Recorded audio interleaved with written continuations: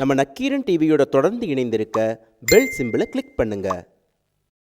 NEET தேர்வு தமிழகம் ஏற்றுக்கிற நிலையில் ஒரு செங்கோட்டையன் சொல்லியிருக்காரு, இல்லை தமிழக மாணவர்கள்லாம் ரெடியாக இருக்காங்க, தயாராக இருக்காங்கன்னு சொல்லியிருக்காரு. எந்த மாணவர்கள்னு அவர்கிட்ட நீங்கள் போய் கேளுங்க. எந்த மாணவர்கள் தயாராக இருக்காங்கன்னு போய் கேளுங்க.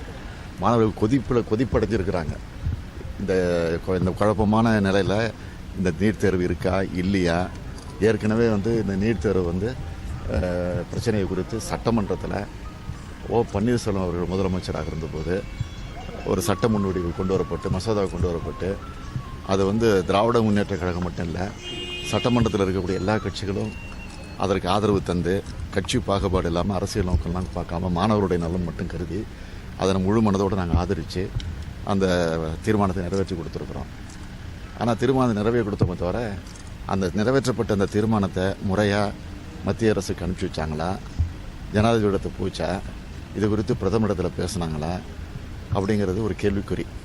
ஆனால் இப்போ சமீபத்தில் புதுசாக பொறுப்பேற்றிருக்கிற எடப்பாடி பழனிசாமி அவர்கள் சமீபத்தில் டெல்லிக்கு போனார். டெல்லிக்கு போய் ஏறக்குறைய 23 கோரிக்கைகள் அடங்கிய ஒரு மனுவை கொடுத்துட்டு வந்திருக்கிறாரு. அந்த கொடுத்த மனுவில் இந்த நீட் தேர்வை பற்றி ஒரு வரி கூட கிடையாது. ஆனால் வெளியில் நீட் தேர்வை பற்றி நான் சொன்னேன்னு சொல்லி ஒரு தவறான தகவலை வெளியில் சொல்லியிருக்கிறாரு. சரி, அப்படியே சொல்லியிருந்தாலும் அது என்ன நிலை, அதை பற்றி இன்னும் வரைக்கும் விளக்கலை. அதனால் வேதனைக்குரிய ஒன்று. உள்ளாட்சி தேர்தலில் இதே கூட்டணி தொடருமா சார்? இந்த கூட்டணி உங்களுடைய கூட்டணியில் மேலும் வலுப்படுமா?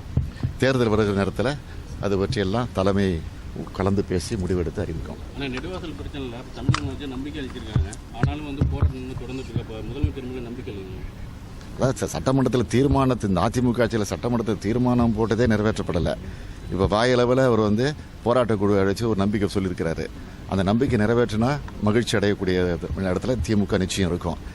அதனால தான் போராட்ட குழு என்ன சொல்கிறாங்க, இந்த ஆட்சியின் மீது நம்பிக்கை இல்லை, அடிப்படையில் தான் மத்திய அரசு இதை அறிவிக்கணும்னு இந்த போராட்ட குழு தொடர்ந்து வலியுறுத்திக்கிட்டு இருக்கு. அதுக்காக அந்த போராட்டத்தை தொடர்ந்து நடத்திக்கிட்டு இருக்கான்னு கேள்விப்பட்டேன்.